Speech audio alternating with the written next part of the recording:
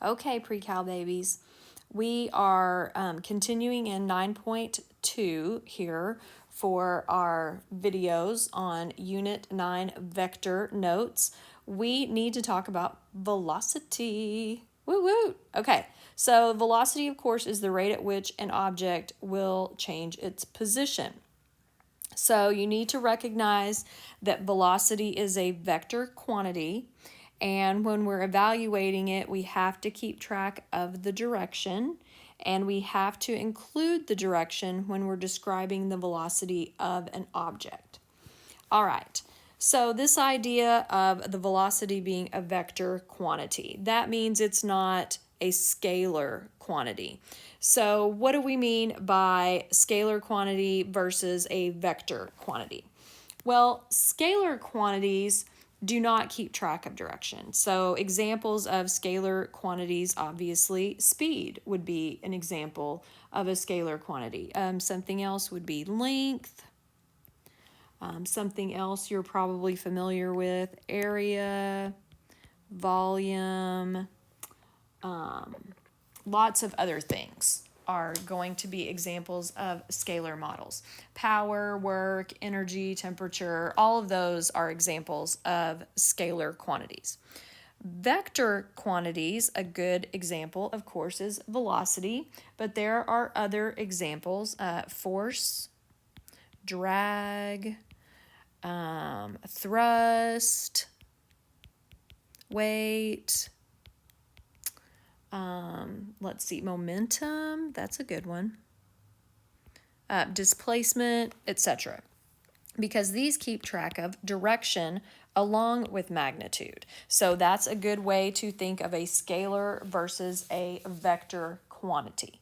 All right, so keep, just as an example, let's keep this in mind. So if we're looking at an airplane that is moving west with a speed of 300 miles per hour and has a velocity of 300 miles per hour west, all right, so velocity takes into account the speed and the direction. What would a component form of a velocity vector look like? All right, so we've already talked about a component form, and we know that it looks like this. It takes into account the difference of the x component and the y component of an initial and terminal point. But how would a velocity vector component form look? Well, a velocity vector component has to look like this. It has to take into account the magnitude of the vector, and it has to take into account, and see the magnitude here, sorry, I'm losing my words. The magnitude, okay, that's going to be our speed.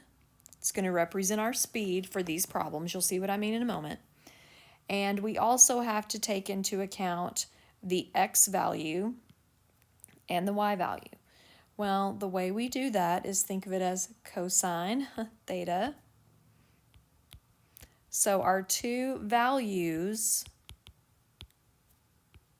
remember when we looked at the unit circle, cosine represents the x value, sine represents the y value. So I've got an x component here and a y component.